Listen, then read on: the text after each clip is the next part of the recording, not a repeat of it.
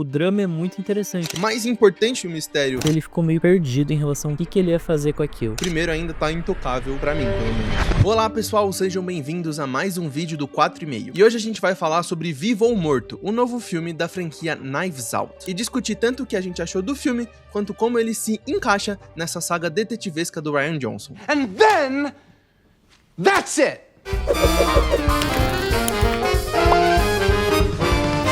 Bom, eu não sei se você concorda, mas eu acho que houve talvez ali uma queda de qualidade do primeiro pro segundo, e eu senti que esse novo filme, ele retoma certas qualidades do primeiro e talvez ele dá até uns passos pra frente, assim, em relação a isso. A primeira coisa que eu acho que vale a pena falar, que me chamou a atenção, é o fato de que você volta a ter algo que tinha no primeiro, que é um protagonismo mais claro, assim, né? Porque no segundo filme, os coadjuvantes todos eles têm um peso meio que parecido e até por um momento fica até meio difuso sobre quem que é aquela história em si. Inclusive é um filme em que o personagem do Daniel Craig ele acaba assumindo as vias ali de um protagonista, só que não funciona muito bem, porque aquela história não é sobre ele, né? Total. E aí nesse terceiro filme a gente volta um pouco a essa ideia de trazer um protagonista, e aí o personagem do Daniel Craig ele é paralelo ali, né? Ele só faz a trama avançar, basicamente. Uma coisa que eu reparei e que eu achei muito interessante é que a gente tem um primeiro filme feito ali em outro estúdio,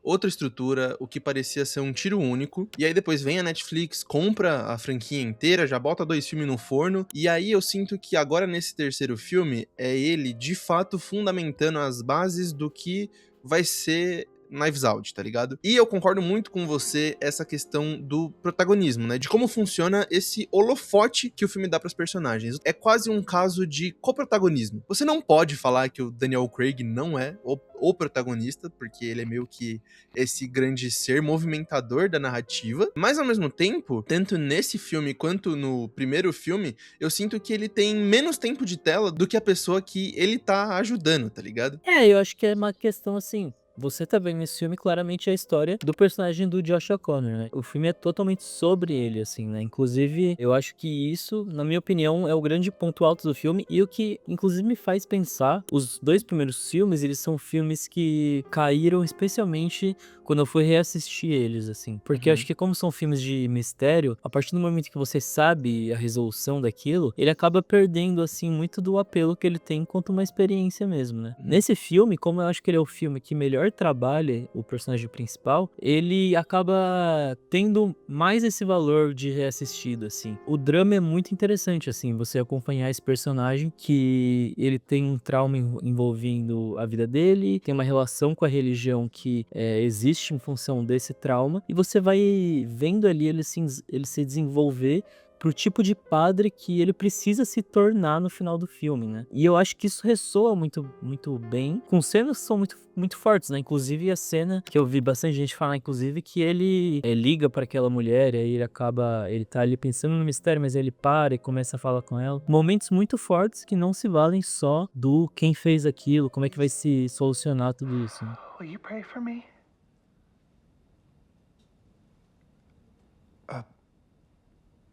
Yeah, of course. Eu acho que eu vou ter que discordar levemente de você, porque eu reassisti os 2 primeiros pra ver esse, né? E eu senti que o primeiro, ele funciona pra caralho pra mim. Mas no sentido de reparar o quanto o Rian Johnson dobra a linguagem dele a favor desse filme bem detetivesco que ele quer contar, sabe? Eu sinto que ele tem uma veia mais classicona de detetive. Detetive, o jogo de tabuleiro, sabe? Todo mundo no cenário mais clássico possível, todo mundo com 1000 motivações. Inclusive, tem uma coisa bem interessante que ele faz nesse primeiro filme, que eu acho que é logo no começo do filme, que ele abre com os personagens meio que dando o depoimento deles pro personagem do Daniel Craig. Então ele já meio que forma esse tabuleiro logo de cara. Cara, é o Rian Johnson 100% usando a câmera pra formular essa história. Inclusive, eu acho que nesse sentido de uma linguagem, uma encenação reveladora pra themes de mistério, o primeiro ainda tá intocável pra mim, pelo menos. E aí no segundo filme, ele entra numa de tentar fazer um comentário social foda,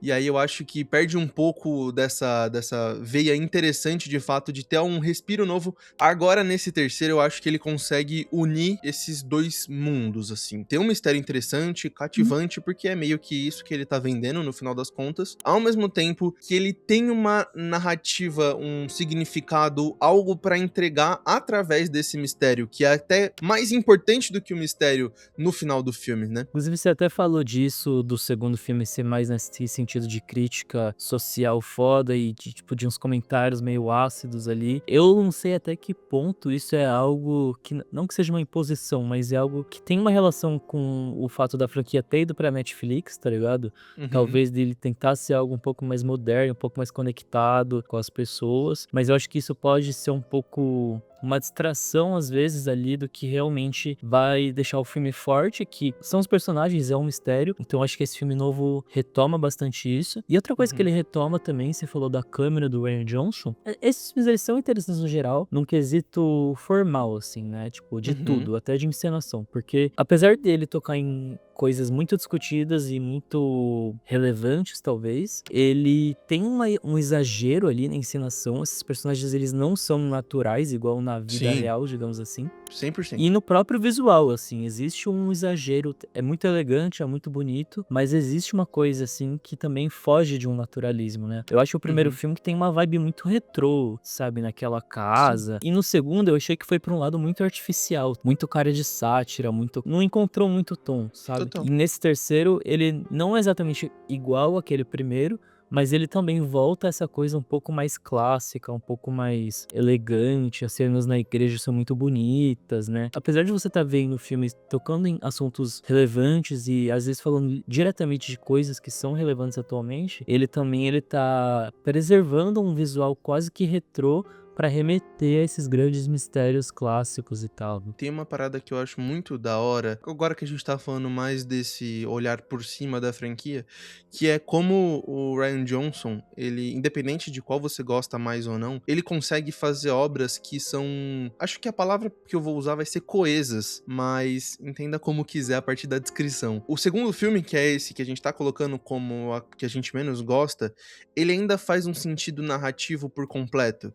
Então, como ele tá lidando com esse magnata da tecnologia, a imagem vai ser mais limpa, as coisas vão ser mais tecnológicas, o mistério vai ter a ver com esse mundo mais corporativo, guerra de Sim, total. interesses e tal. Aí, o primeiro já não, o primeiro já é mais essa pegada clássica de detetive, uma herança, quem Uma vai ter coisa essa meio old herança. money, né? E aí esse terceiro já vai pra um lugar mais fundamentalista religioso, né? Um lugar mais de moral, ética, valores, de fato vale a pena solucionar um mistério, é sobre isso que a gente tá falando aqui e tal. E eu acho legal como o Rian Johnson consegue manipular e construir esses filmes tão parecidos e tão distintos. Mano, isso que você falou do segundo faz total sentido. Eu até mudei de ideia sobre o visual do segundo, porque faz muito sentido. Mas, de qualquer forma, esse meu filme é muito bonito, assim, Porra, visualmente. tá Eu maluco. gostei muito, cara. Cara, não sei se você pensou isso e tal, mas dá uma pena muito grande ver isso na televisão de casa. Eu queria estar vendo isso num IMAX do tamanho da minha cabeça, tá ligado? Eu acho que nem Um teve bagulho sessão no Brasil, absurdo. né? Só lá Não, por aqui. eu não vi pelo menos. Eu fico entrando Uhum. ali no ingresso.com, eu não vi nada. Criminoso isso. Inclusive, aí já passando pra outro ponto, que é algo que eu pensei vendo o filme, eu não sei se você concorda. Bom, é chato ficar, pra falar bem desse, você tem que ficar falando mal do segundo. Sim, Mas eu total. acho que o segundo, fazendo isso de novo, eu acho que o segundo ele tem uma coisa assim meio que de tentar dar umas respostas meio rasas pra esses problemas, né? Não que eu seja contra algo que é afirmado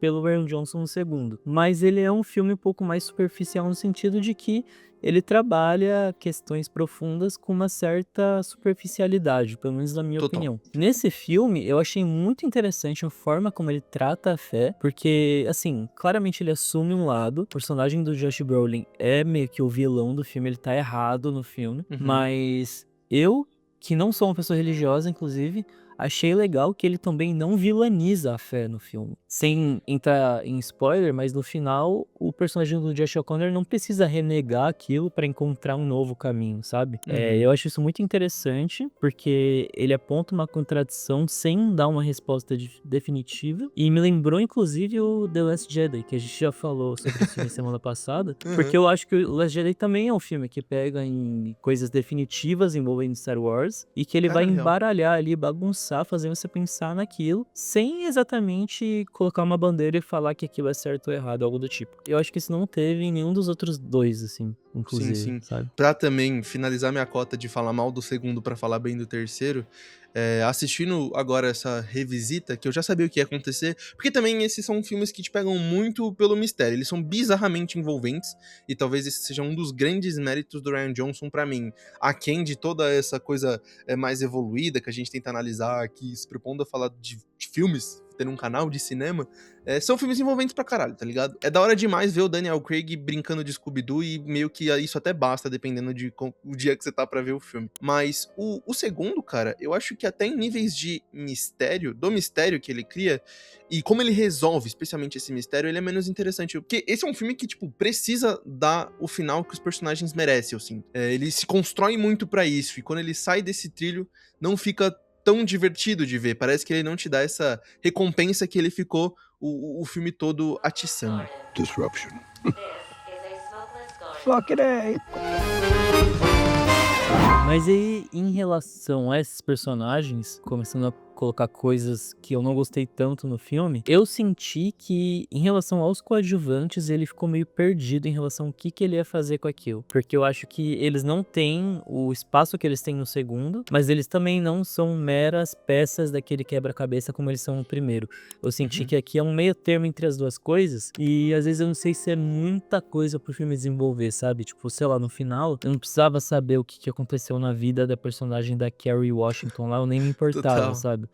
Ou total. então daquele filho dela, ou sei lá. Então, pra mim ficou perdido entre é só algo pra trama avançar ou é algo que realmente a gente vai se aprofundar. Isso pra mim quebrou um pouco o ritmo do filme em alguns momentos. Sabe o que eu senti? É porque nos outros a gente tem um grupo de coadjuvantes e os dois protagonistas, vou colocar assim, né? O Daniel Craig e a pessoa que ele está ajudando. Eu sinto que nesse a gente tem quase que 2 escalões de coadjuvantes, que são os coadjuvantes que realmente tão marcados na história, então o Josh Brolin, a personagem lá da Glenn Close, e a gente tem os coadjuvantes de fato, que estão ali meio que pra servir de dispositivo na história, tanto que a personagem da Kerry Washington, ela era super obcecada pela fé, e aí no acontecimento ela muda porque ela vai servir a narrativa de outra forma, né? Então eu senti que esse filme tá menos balanceado nesse sentido, ele não tá usando muito esse quesito de peças de tabuleiro que nem os outros filmes fazem,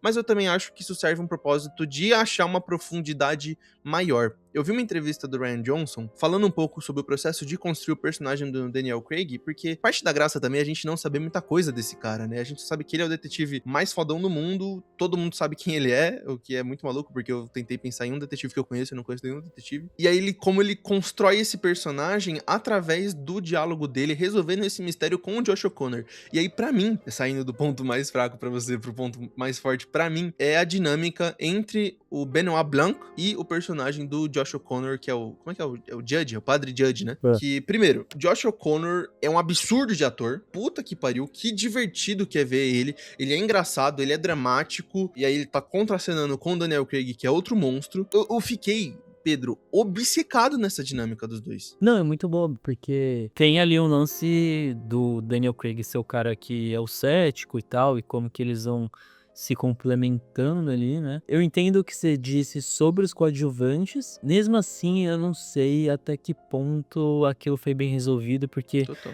eu acho, inclusive, que a primeira parte do filme eu não tava gostando tanto. Que Sério? é antes do Caramba, mistério cara. em si começar. Que é Aham. quando ele fica escrevendo lá aquela carta e ele vai contando a história de cada um dos personagens.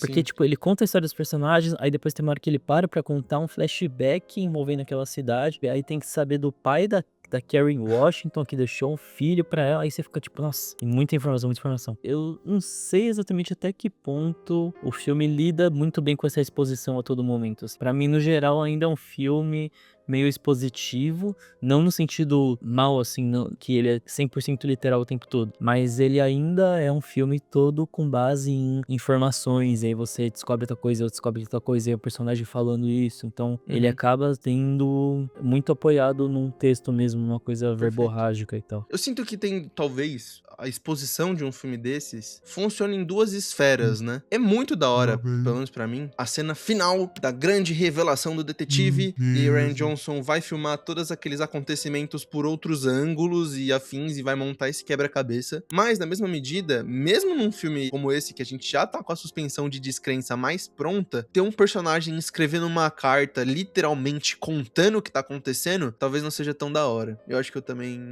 concordo com você nessa aí, tá ligado? Acho que ele precisa dar uma rebolada maior, até por ser um filme mais denso em muitas partes, pra conseguir começar esse mistério, né, e startar. Mas aí eu acho também, e aí falando um pouco da encenação mesmo ali do filme, que é uma parada que pelo menos eu não lembro de ter visto em nenhum dos outros dois, e que é muito interessante pra narrativa até, né, colaborando com os temas que ela faz, que é como ele filma o diálogo entre o Father Judge e o Benoit Blanc. Porque os outros filmes eu acho que a linguagem tá muito a serviço do mistério. Como eu vou fazer essa exposição ser o mais interessante possível? E aqui, cara, eu lembro que tem uma cena em que eles estão trocando uma ideia, inclusive ele faz uma parábola muito engraçada porque ele tá pedindo pra Jesus ajudar ele, aí a porta atrás dele abre e o Daniel Craig entra, e aí a igreja tá iluminada, mas aí quando o Daniel Craig começa a colocar as opiniões dele pra fora sobre essa instituição e tal, a luz fecha e aí fica um clima mais fechado, aí quando o Father Judge entra com o contraponto, com a tréplica dele, a luz volta, então eu achei isso muito enervante, sabe? Eu achei que dá uma substância maior pra um filme que tá muito nessa pegada de só ser um grande mistériozão. Total, isso com certeza. Acho que é aí que eu consigo falar mais aquilo sobre o visual do segundo filme, de como ele é mais artificial. Total. Que não tinha esse tipo de solução, que é uma Sim. coisa muito mais dramática e tal, e que realmente funciona muito bem, sabe? É o momento realmente de você pegar essa proposta visual e de encenação de tudo do Knives Out, que é de ser exagerado, que é de ser meio fora da casinha, e usar isso como uma solução boa, sabe? E eu sinto que o Rian Johnson é um bom diretor pra isso, sabe? Tipo, um bom diretor pra fazer algo que... eu ia usar a palavra fantasioso, mas não fantasioso no sentido literal de trazer elementos fantasiosos pros filmes, mas de trazer coisas que fogem mesmo, que são mais simbólicas e tal, né? Eu acho que eles mandam bem nisso. Sim, acho que é um bom filme pra você brincar com metáforas até, né? É bem da hora. Agora falando já num panorama maior, falando mais sobre como esse filme se encaixa no cinema, inclusive retomando o assunto de como é chato ver isso só no Netflix e não, de fato, numa tela de cinema. Pra mim, esse é o tipo de franquia que a gente tinha que tá botando nossas fichas, tá ligado? Uma parada original, faz o checkbox lá de ter grandes estrelas que levam as pessoas no cinema. O Daniel Craig é uma prova porque ele fez 007 durante vários anos, e é uma parada que eu consigo comprar quando eu olho pro cinema atual e todas as grandes sagas e franquias que a gente tem se desenvolvendo. Talvez a única que me empolgue tanto quanto Entre Facas e Segredos, e aí eu também acho que eu sou um pouco mais fã do que a média, é Duna. Então eu gostei de pensar que a gente ainda tem um panorama pra que filmes como esse sejam feitos. Faz sentido? Não, total. Eu tô até agora tentando pensar em outras franquias que me fazem ter muita vontade de ir no cinema. Missão Impossível acabou, né? Eu acho que é isso, de fato. Inclusive, não sei nem se o Rian Johnson vai voltar a fazer esses filmes, tá ligado? Eu achei que esse era o último, mas aí eu vi ele falando que talvez ele faça um quarto. Não sei até que ponto eu queria ver, porque até chega no ponto nesse filme que talvez seja algo que... Não sei se é um defeito, assim, mas tem um momento que você sabe que o Daniel Craig vai entrar e vai falar tudo pra você, tá ligado? Igual nos outros dois. Então eu não sei até que ponto, tipo, será que eu quero ver um quarto? Será que eu quero ver ele fazendo outra coisa? Mas também seria legal ter um quarto, sabe? Então, tipo, não sei. Bom, dito isso, vamos fechar com as notas aí. Que nota que você dá pra esse filme, Davi? Cara, eu tô sambando muito entre 4 e 4,5, mas eu vou ser emocionado aqui, eu vou dar 4,5. Boa, é isso. Tem que ser isso mesmo. Cara, eu vou dar 3,5. Pra mim é uma boa Justo. nota, tá? Inclusive isso é importante. Pra mim 3,5 é uma boa nota. Eu acho ainda que teve uns problemas que eu falei aqui, mas acredito que esse é o melhor dos três, pra mim. Você acha que é o melhor mesmo? Acho que sim, tipo, com certeza. É isso que eu falei. Eu vou ter mais vontade de rever esse do que rever o primeiro. Talvez o primeiro, o impacto tenha sido um pouco maior, porque você descobriu toda essa estética, essa linguagem que o Eric Johnson coloca nesses filmes. Mas eu não tenho como, assim. Eu acho que esse novo, ele é essa ideia do primeiro potencializada nisso que a gente falou, de ter um drama mais forte, de, sabe, trabalhar questões fora só do mistério, mas sem subjugar o mistério, que ainda é o foco, assim, no sentido que ainda é o objeto de interesse do Rian Johnson. Perfeito. Então é isso, assim, um filme muito bom. Bom, esse foi o nosso episódio de hoje. E se você gostou, já aproveita para curtir o vídeo e se inscrever no canal para não perder os nossos próximos episódios. Muito Valeu. obrigado por assistir, até a próxima e tchau.